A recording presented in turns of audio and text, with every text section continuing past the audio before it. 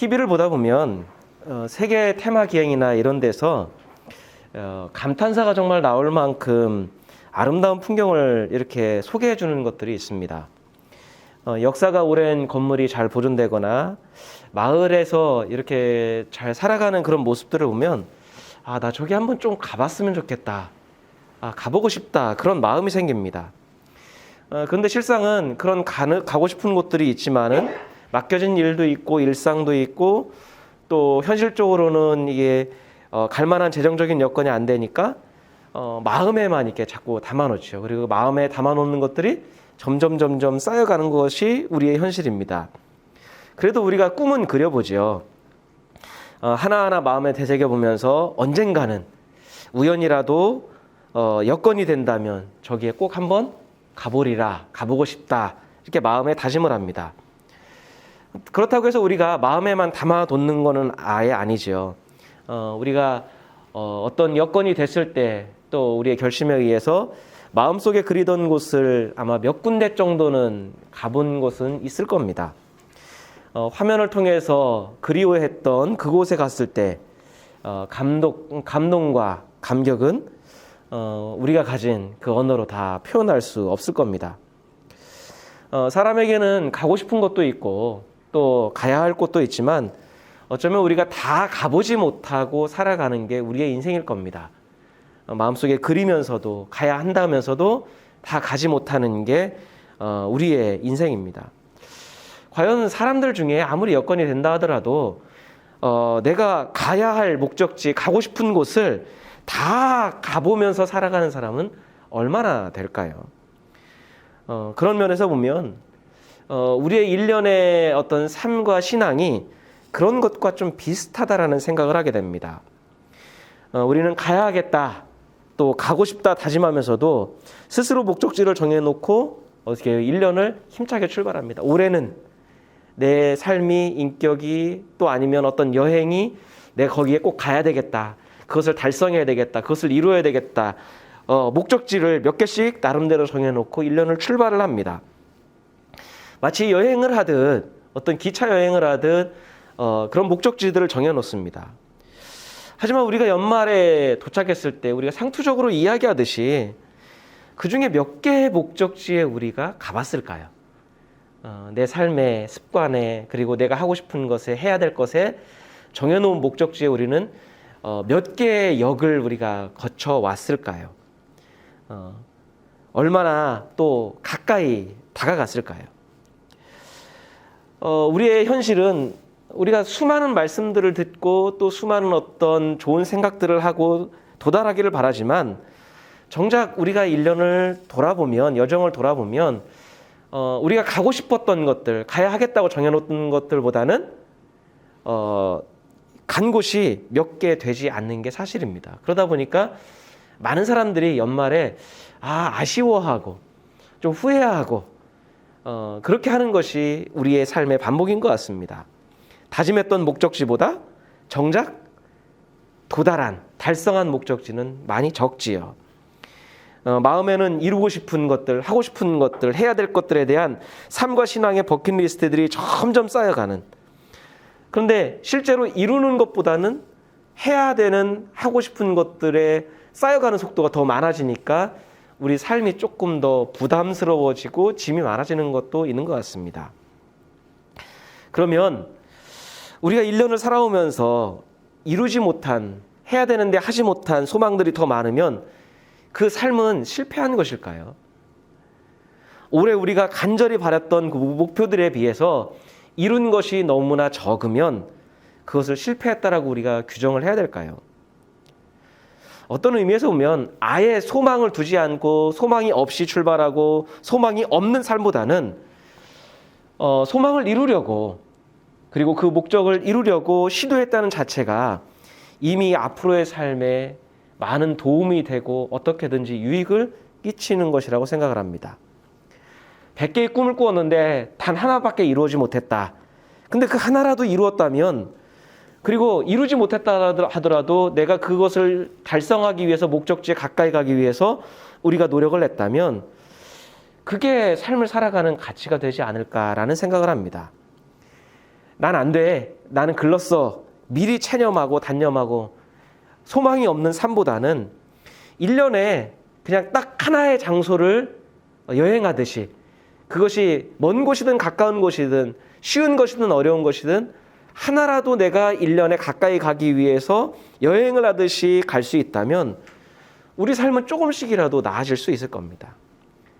실패감에 젖기보다는 우리의 삶을 차근차근 한번 돌아보면서 우리가 올해 새로이 발길을 내디운 곳은 어디인가? 포기하지 않고, 반복적인 실패에도 불구하고 포기하지 않고 여전히 내가 시도하고 있는 것은 어떤 것이 있을까? 그 과정 속에서 하나님은 나를 어떻게 붙드셨고 인도하셨고 나에게 어떤 은혜를 주셨고 돌아본다면 우리가 새롭게 열리는 시간을 살아가는데 힘과 밑거름이 될 겁니다.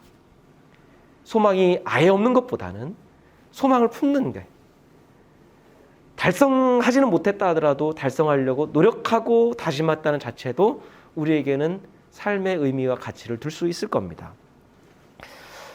이런 생각을 갖고 설교를 준비하다가 만난 시가 있습니다. 이지엽 시인이라고, 어떤 분인지 잘 모르겠는데 어느 종착역에 대한 생각이라는 제목이에요. 시인의 정확한 의도를 제가 지난번에 전사님 설교를 듣고서는 시를 함부로 판단해서는 안 되겠다 생각이 들어서, 근데 제 나름대로 느낀 감동이 있어요. 시인에게 직접 물어보지 않는 이상 이게 어떤 의도인지는 모르잖아요. 그래서 제가 별도로 뭐 시에 대해서 이렇다 저렇다 해석하기보다는 여러분도 1년 동안 어떻게 보면 모두 다 1년이라고 하는 360일이라는 기차에 탑승해서 지금까지 온 거잖아요. 그 여행객의 입장에서 내 삶을 한번 돌아보는 느낌, 각자의 삶을 돌아보는 그런 시간이 되었으면 좋겠다라는 생각을 합니다. 그래서 천천히 읽을 때 그냥 여러분 나름대로 1년을 이렇게 한번 돌아보면 좋겠어요. 12칸으로 되어 있는 12달을 지나오면서 365개의 좌석을 우리가 하나하나 이렇게 통과하면서 어땠는지 한번 돌아보면 좋을 것 같습니다. 기차를 타는 순간 우리는 종착역을 생각한다. 들판을 지나 강을 건너고 산과 집들을 지나 우리는 반드시 종착역에 도착할 것이다. 그리고 사람을 만나고 밥을 먹고 얘기를 나누리라. 웃고 떠드는 순간 신기하게 역은 지워지고 우리는 알아채지 못한 채 역에서 멀리 떨어져 나간다. 지워지는 문이 물속으로 가라앉는 발길들, 사랑은 늘 그런 것이다.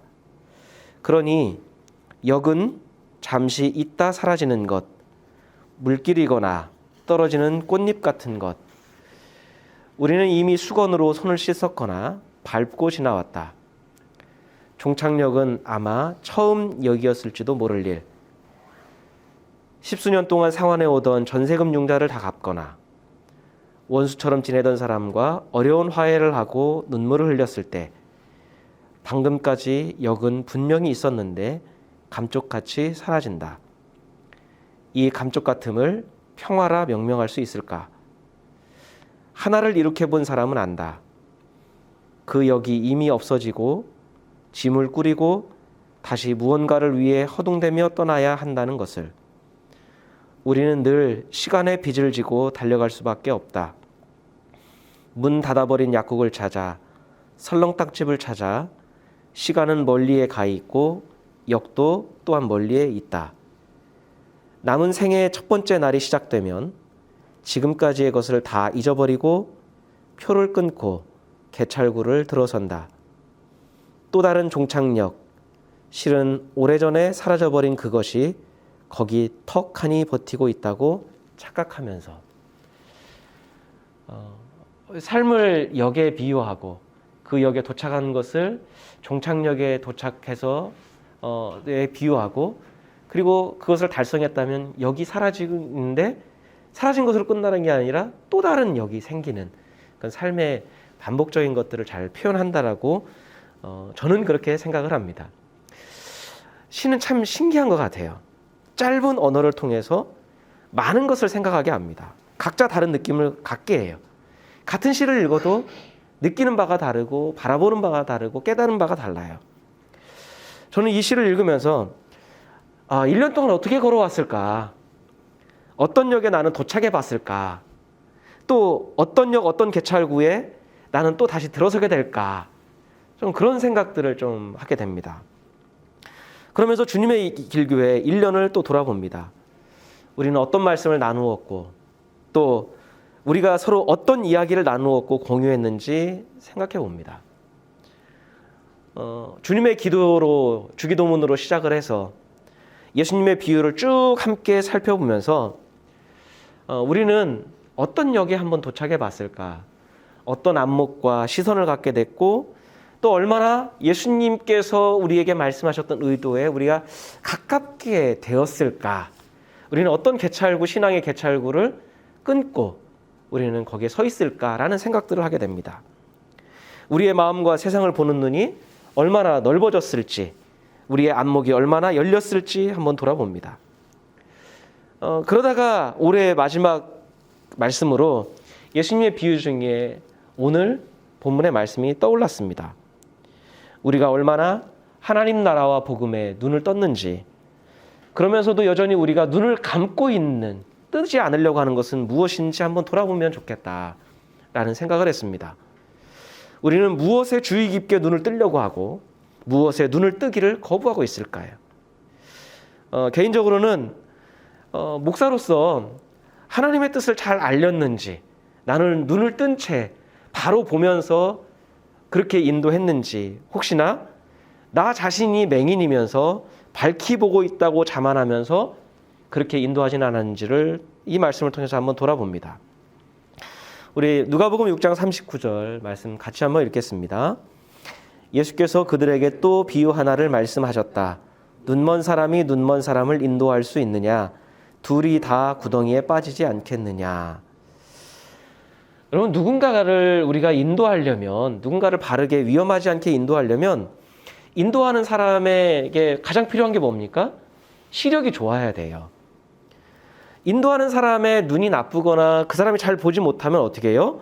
인도하는 사람이나 인도함을 받는 사람이나 둘 다 위험에 처할 수 있는 거예요. 그래서 예수께서는 아주 당연한 이 사실을 통해서 제자들에게 깨달음을 주시는 거죠.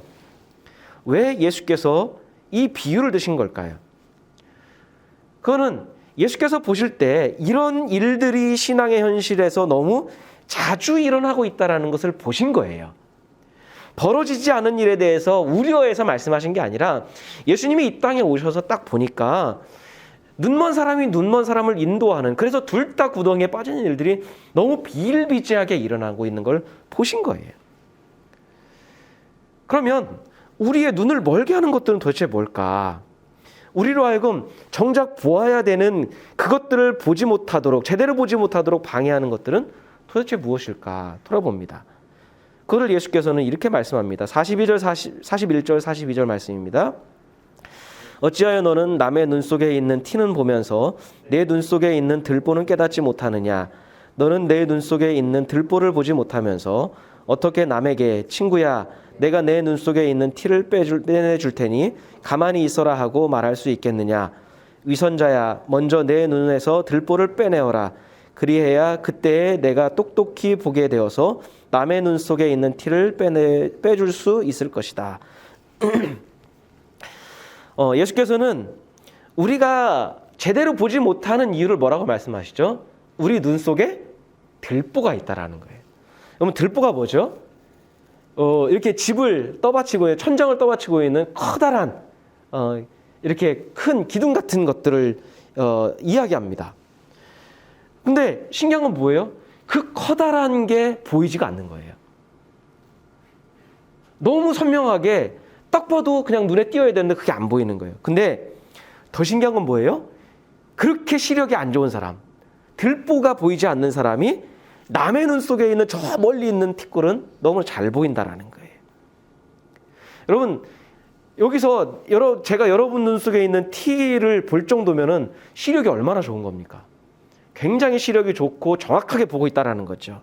아주 작은 것까지도 찾아내고 미미한 것까지도 잘 구분할 수 있을 정도로 굉장히 시력이 좋다라는 거예요. 남들이 보지 못하는 걸 보는 거고요. 아주 멀리 있는 것도 선명하게 볼 수 있는 능력을 갖춘 겁니다. 그런데 신기한 게 뭐예요? 이렇게 남다른 능력과 탁월한 재주가 있는 사람이 정작 나에게 있는, 가까이에 있는, 아주 가까이 있는 큰 대들보가 보이지가 않는다라는 거예요. 자기 눈 속에 있다는 것은 뭐예요? 아주 가까이 있는 거예요. 아주 잘 보인다는 말입니다. 대들보만큼 크다라는 것은 시력이 좋지 않은 사람, 그렇게 큰 능력이 없이 어쩌면 시력이 나쁜 사람도 볼 수 있을 정도로 크다라는 이야기예요. 두드러지다는 이야기합니다. 누가 봐도 선명하게 보인다라는 거죠. 그런데 신기한 건 뭐예요? 자신은 못 봐요. 그렇게 시력이 좋은 사람이, 탁월한 능력과 분별을 가진 사람이 자기 건 못 봐요. 자신만 깨닫지 못합니다. 그러니까 예수께서 말씀하시는 눈먼 사람, 맹인은 누구를 가리키는 겁니까? 아예 보지 못하는 사람을 가리키는 게 아니에요. 아무것도 모르는 사람을 가리키는 게 아닙니다. 예수께서 말씀하시는 눈이 먼 사람은 뭐예요? 너무 잘 보는 사람이에요. 너무 똑똑하고 신앙적으로 본다면 믿음이 너무 좋은 사람이에요. 너무 잘 보다 보니까 안 보이는 거예요. 그러다 보니까 어떤 현상이 벌어지나요? 자기가 보는 것만 옳은 거예요. 자신이 보는 게 전부입니다. 남들이 보지 못하는 것을 보고, 남들이 모르는 것을 알고, 남들이 생각하지 못하는 걸 깨달아요. 남다른 믿음과 열정이 있어요. 그런데 정작 자신의 허물과 잘못된 생각은 인정하지 않는 거예요. 더 큰 문제는 못 보는 게 아닙니다. 안 보는 거예요. 인정하지 않는 거예요. 예수께서 뭐라고 말씀하시죠? 여러분, 위선자야. 여러분, 못 보는 게 위선인가요? 안 보이는 게 위선인가요? 예수께서 왜 안 보이는 사람한테 위선자라고 할까요? 안 보여서 그런 게 아니에요. 위선자는 어떤 사람입니까? 감추는 사람이에요. 속이는 사람입니다. 인정하지 않고 보고 알았는데 애써 감추는 거예요. 아닌 것처럼, 없는 것처럼 하는 거예요. 그런 성향이 누구한테 잘 나타나요? 눈이 너무 좋은 사람일수록, 믿음이 좋은 사람일수록, 남다른 지식을 가진 사람일수록 잘 나타난다는 거예요. 자신이 가진 믿음이 확실하다고 믿는 사람에게서 더 잘 나타난다는 거예요. 여러분, 누가복음 6장을 시작하면서 어떤 사건이 있습니까? 예수께서 제자들과 밀밭 사이로 지나가는데 제자들이 너무 배가 고파요. 그래서 밀 이삭을 잘라서 손으로 비벼서 먹었습니다. 우리는 이거를 지금 생각할 때는 이거 설이다, 남의 것을 도둑질했다 했는데 우리가 예전에 살펴봤지만 뭐예요? 이스라엘에서는 이게 일상적인 일이에요. 허용이 됐습니다. 가난하고 배고픈 사람은 언제라도 남의 밭이나 남의 과수원에 들어가서 그것을 따먹을 수 있어요. 다만 그릇에 담아오거나 낫을 대서는 안 된다라고 말씀하신 거죠. 그러니까 하나님께서 그 율법에 그렇게 말씀하셨어요. 근데 너무나 당연한 일인데 바리새파 사람들이 이것을 문제 삼았어요. 왜요? 그날이 안식일이니까. 아무 일도 하지 말아야 되는 안식일인데 밀을 따서 먹는 추수 행위를 했다라는 거예요. 바리새파 사람들은 율법에 대해서 너무 잘 알고 있었어요. 스스로 잘 지킨다고 확신하고 있었습니다. 자신들이 하나님 뜻대로 산다고 믿음의 자부심을 갖고 있었습니다. 그러다 보니까 배고픈 사람의 심정을 헤아리지 못하는 거예요. 그러다 보니까 아무리 배가 고파도 네가 굶어 죽어도 안식일에는 그거 하면 안 된다라고 결론을 내리는 거예요. 율법의 정신보다는 율법의 항목에 얽매여서 오히려 배고픈 사람을 비난하고 정죄하는 일이 벌어진 겁니다. 그들이 갖고 있는 그 율법에 대한 지식이, 그리고 신앙의 열정이 오히려 어떻게 해요? 그들의 눈을 가리고 멀게 했다라는 거예요. 그 다음에 바로 이어서 어떤 일이 벌어져요? 또 다른 안식일에 또 다른 일이 벌어지는데 예수님이 회당에 들어가셨는데 손에 장애를 갖고 있는 사람, 오른손이 펴지지가 않는 거예요. 오므라져서. 이것을 갖고 예수께서 그를 고쳐주십니다. 근데 그 고쳐주신 것을 가지고 율법학자들과 바리새파 사람들이 시비를 거는 거예요. 왜요? 안식일에 왜 그렇게 하냐는 거예요. 그러니까 안식일에는 그 사람은 장애를 갖고 있어도 치유받으면 안 되는 거예요. 아무리 아픔이 있어도 위로받으면 안 되는 거예요. 안식일에 장애를 갖고 있든 아픔을 갖고 있든 생명의 위협을 받든 그냥 그대로 있어야 된다는 게 그 사람들의 생각이에요. 그래서 그들의 반발에 예수님께서 뭐라고 말씀하세요? 안식일에 생명을 살리는 게 옳냐? 아니면 죽도록 방치하는 게 옳으냐? 그게 어떤 게 안식일의 정신에 맞냐라고 물으세요. 그러면 그들이 어떻게 대답했죠? 안식일은 당연히 살리는 날이에요. 생명을 보존하는 날입니다. 그건 사실은 율법학자들과 바리새파 사람들은 다 알고 있는 사실이에요. 왜요? 그들은요, 자기들의 가축이 안식일에 넘어져서 죽게 되면 일으켜 세워요.